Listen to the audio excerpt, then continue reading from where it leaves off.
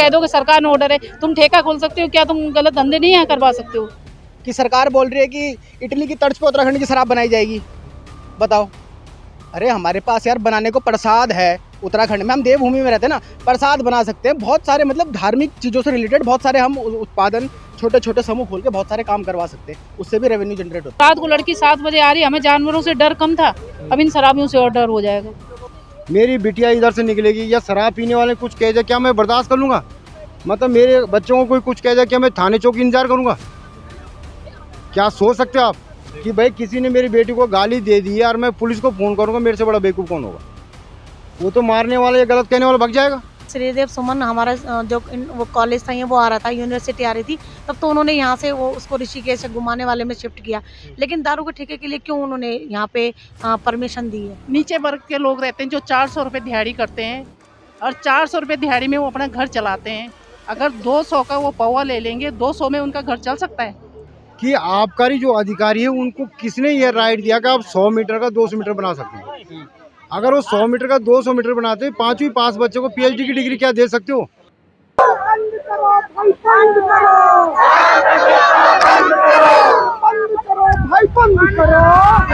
नमस्कार, मैं अंकित गहरोला।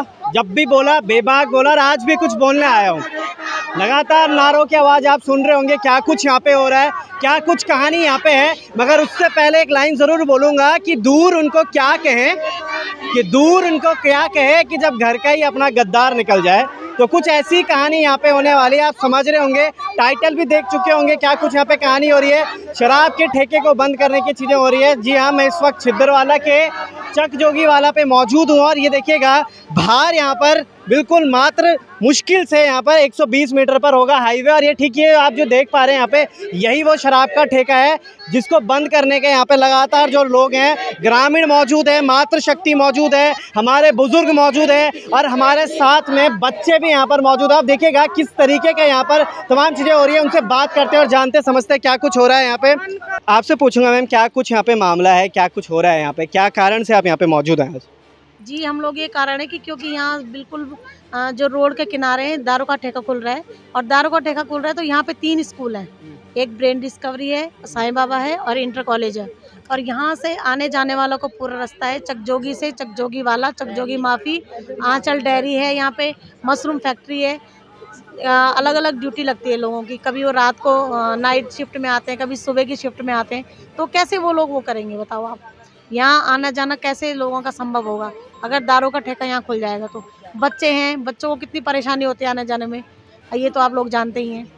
दारू का ठेका, आप समझिएगा इस चीज़ को कि मैंने कभी पढ़ा था एक पेपर की कटिंग में, लगभग 2023 का थी वो, जून जुलाई 17-18 की कटिंग थी वो, पढ़ा था जिसमें ऊपर लिखा गया था मुख्यमंत्री पुष्कर सिंह धामी का ये वादा है कि 2025 में उत्तराखंड को नशा मुक्त बनाएंगे। ये नशा मुक्त नहीं, मुझे लगता है कहीं ना कहीं नशा युक्त ज़रूर हो रहा है यहाँ पर, ये नशा युक्त की तरफ जा रहा है। और क्या आने वाला दशक उत्तराखंड का ये था?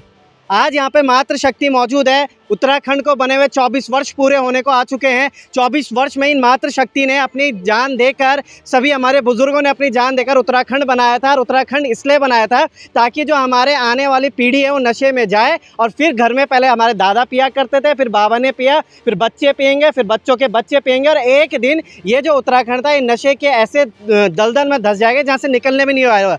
जी मैम, आगे क्या कहेंगे आपकी? अब छिद्रवाला में इससे पहले भी एक ठेका खुलने को आया था जो कि मुश्किल से छिद्रवाला मेन गेट चौराहे से अंदर की तरफ था, उस बारे में क्या कहेंगे और इस बारे में क्या कहेंगे? देखिए, वहाँ भी सबने ऐसे ही आक्रोश दिखाया और सब तरीके से उसको पूरे सिस्टम से उस ठेके को बैठाया हम लोगों ने, और हम ये इस ठेके को बैठाएंगे यहाँ से। क्योंकि देखिए, प्रशासन की सबसे बड़ी गलती यही है कि जब यहाँ श्रीदेव सुमन हमारा जो वो कॉलेज था, वो आ रहा था, यूनिवर्सिटी आ रही थी, तब तो उन्होंने यहाँ से वो उसको ऋषिकेश घुमाने वाले में शिफ्ट किया। लेकिन दारू के ठेके के लिए क्यों उन्होंने यहाँ पे परमिशन दी है? प्रधान जी भी मौजूद है। प्रधान जी, क्या कहेंगे इस बारे में? आप लगातार, इससे पहले मैंने आपको देखा था कि छिद्रवाला जो ठेका खुल रहा था उसमें भी मौजूद थे, आप भी थे सर, तो क्या कुछ कहेंगे इस बारे में कि अब यहाँ खुलने को आ गया है तो क्या चल रहा है छिद्रवाला में? एक चर्चा का विषय बनता हुआ आ रहा है छिद्रवाला। नहीं, उस समय भी विरोध प्रदर्शन हुआ था और फिर अपने जो ज्ञापन दिया था, ज्ञापन के बाद हमें लिखित में आश्वासन मिला था कि अब यहाँ पर ठेका नहीं खुलेगा। तो ये दोबारा कैसे खुल गया, ये सोचने का विषय है, समझ में नहीं आ रहा है कि ऐसा क्यों कर रही गवर्नमेंट। भाई जो मानक है, मानक के अनुसार ये दूरी ठीक नहीं है, कहीं जो उनका माना के अनुसार खोले, हमें विरोध नहीं है, लेकिन कम से कम ये तो देखें कि यहाँ पर स्कूल है, स्कूल के भी 3 गाँव को जाने वाला रास्ता है, यहाँ पर डेयरी भी है, रात दिन यहाँ फैक्ट्री में माताएं महीने भर जाती रहती हैं, और कितना यहाँ पर ये संवेदनशील एरिया है, और यहाँ पर जो है ठेके खुल रहे हैं, तो ये सोचने का विषय है, बहुत बड़ी दुखद घटना है। आप क्या कहेंगे सर इस बारे में? हम तो जो है खुद पहले भी जो है इस विरोध में रहे हैं कि यहाँ पे ठेका ना खुले, तो हम जो है पहले भी इसमें मतलब जो है अपने एसडीएम साहब को, डीएम साहब को सब जगह हम जो ज्ञापन सौंप के आए थे। उसके बाद जो है उन्होंने निरस्त कर दिया था, यहाँ ठेका नहीं खुलेगा। अभी अचानक कुछ दिनों बाद अब पता नहीं क्या हुआ, देखो यहाँ से मतलब जो स्कूल महज कुछ ही दूरी पर है, और जो इधर गुरुद्वारा भी है, और इधर जो तीनों ग्राम सभा का लगा हुआ रास्ता है। ये मतलब बहुत दुर्भाग्यपूर्ण बात है कि मतलब जो यहाँ पे ठेका खुला, ये नहीं खुलना चाहिए। जब एक बार निरस्त हो गया था, अब दोबारा क्यों हो रहा है? इसके लिए हम प्रशासन से फिर जो है दोबारा जो है इससे पूछा जाएगा, हाँ भाई क्या हो रहा है, तो हम लिखित में जो है अब जो है प्रशासन से फिर दोबारा शिकायत करेंगे। अब आप समझिए, अब उत्तराखंड में आप बेरोजगारी का दर्द समझते हैं, उत्तराखंड में आप शिक्षा का दर्द समझते हैं, उत्तराखंड में आप स्वास्थ्य का दर्द समझते हैं। उत्तराखंड का हर एक गांव पलायन की मार खाते खाते कब देहरादून, ऋषिकेश, चंडीगढ़, मुंबई इन जगह शहरों में बस चुका है। क्या आपको अब ये समझ में नहीं आ रहा है कि देवभूमि को हम देवभूमि ही रहने दें तो सही होगा? हमने अपने धार्मिक स्थलों को पिकनिक स्पॉट बना दिया, पर्यटक स्थलों को हमने अपना इस तरीके से बना दिया अपने धार्मिक स्थलों को, तो फिर अब ये समझिए कि दारू के बाद अब क्या बचता है इस उत्तराखंड में। और ये जो लाइन लिखी थी 2025 में, अभी वक्त है उस चीज़ पे, चलिए अभी कुछ बात नहीं करते हैं, 2025 आने में वक्त है, मगर कितना वक्त है उस बारे में समझेंगे। सूत्रों के हवाले से मैम एक चीज़ और पता चली थी कि आप लोगों को धमकी भी दी जा रही है यहाँ पर किसी चीज़ के बारे में कि हम आपके साथ ये कर देंगे, वो कर देंगे, क्या कहेंगे इस बारे में? उनको मिली सर धमकी कल के, आपका ऐसा बोला कि आपको क्या मतलब, आपका घर तो आगे ना, यहाँ पे खुल रहा, तो आपको क्या है उससे। पर मेन ये है कि रास्ता तो यही है ना, घर आगे हो चाहे पीछे हो चाहे कहीं भी हो, मेन रास्ता यहाँ पे हमारा, यहाँ से जाते हैं हम गाँव के सब स्कूल वाले यहीं से जाते हैं, कॉलेज जाते हैं बच्चे यहीं से जाते हैं, मेन रास्ता है आना जाना। ग्रामीण क्षेत्र है, यहाँ सब नीचे वर्ग के लोग रहते हैं जो 400 रुपये दिहाड़ी करते हैं, और 400 रुपये दिहाड़ी में वो अपना घर चलाते हैं। अगर 200 का वो पौवा ले लेंगे, 200 में उनका घर चल सकता है? नहीं चल सकता है ना। और लाल तप्पड़ में कितना नज़दीक यहाँ पे ठेका है, राय वाले में ठेका है, तो यहाँ छिद्दर वाले में ठेका खोलने की क्या ज़रूरत है?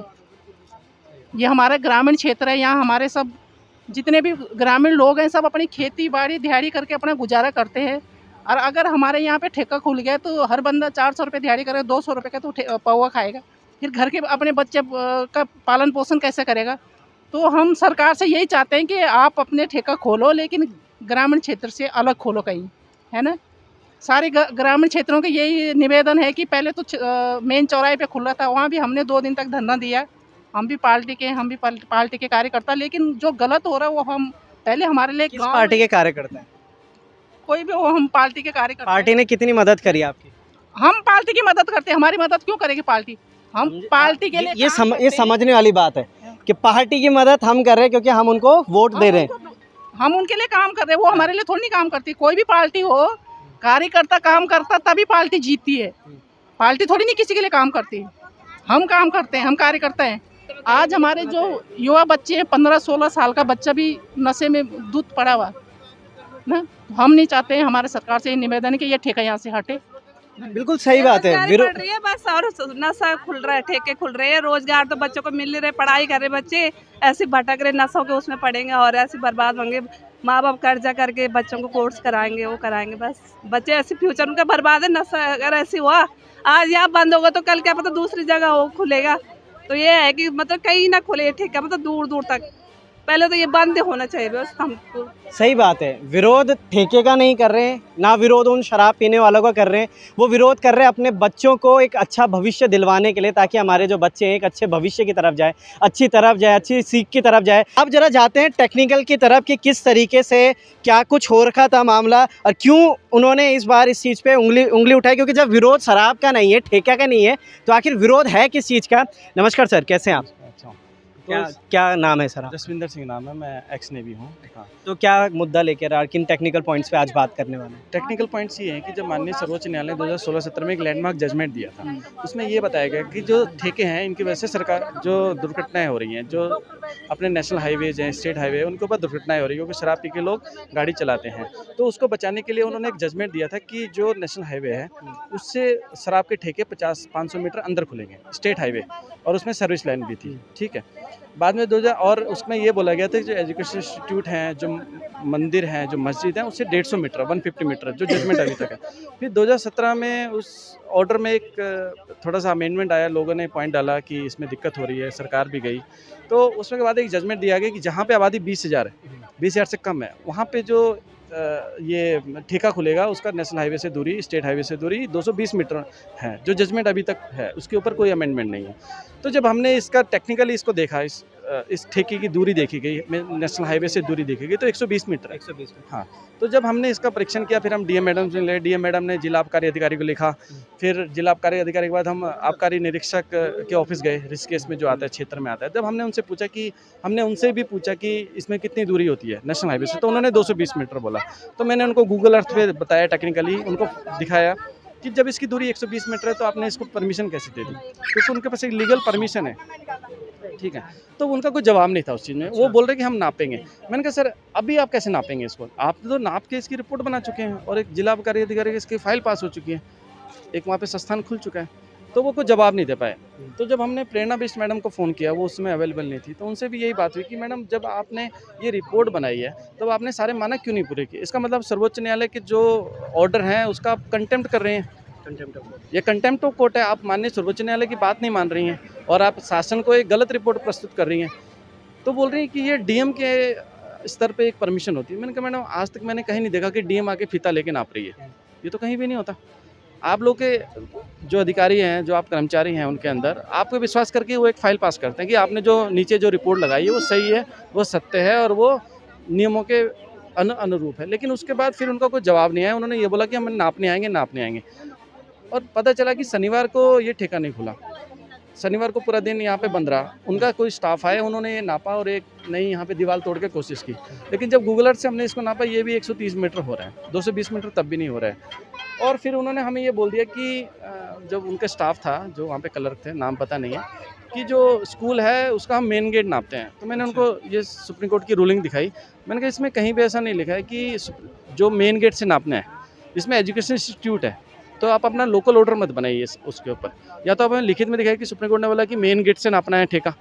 जब उन्होंने हाईवे नापा है तो हाईवे का जो नियरेस्ट पॉइंट है, जो आउटर उसकी सरफेस है, उससे नापना है, उसके हिसाब से उसकी बिल्डिंग से भी नापना है, जो एजुकेशन इंस्टीट्यूट है, चाहे स्कूल है, चाहे कॉलेज है।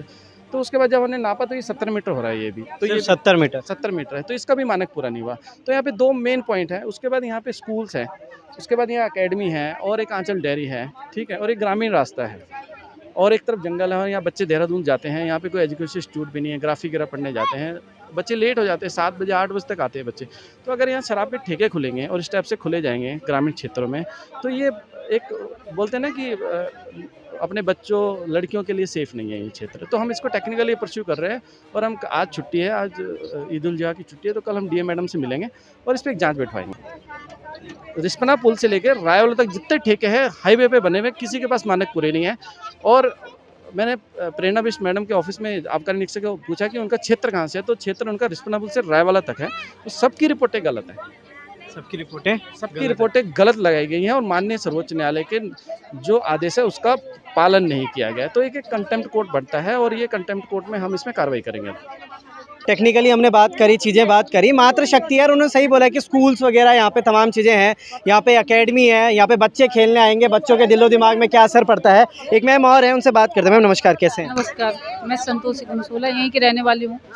यहाँ पे देखो ना तो हमारी किसी सरकार से, ना तो हम कोई राजनीति से हैं और ना कोई प्रधान, ना इलेक्शन, ना कुछ। हम एक आम इंसान हैं और प्रॉब्लम हमारी ये है कि यहाँ पे ग्रामीण क्षेत्र है, 4 ग्राम सभा आती है, मेन रास्ता हमारा यही है, कॉलेज यहाँ पे है, छोटे बच्चों का एकेडमी यहाँ पे है, गुरुद्वारा यहाँ पे, मेन हम लोगों का रास्ता यहाँ पे। यहाँ ना तो कोई सवारी, 7 बजे के बाद हमारा निकलना मुश्किल।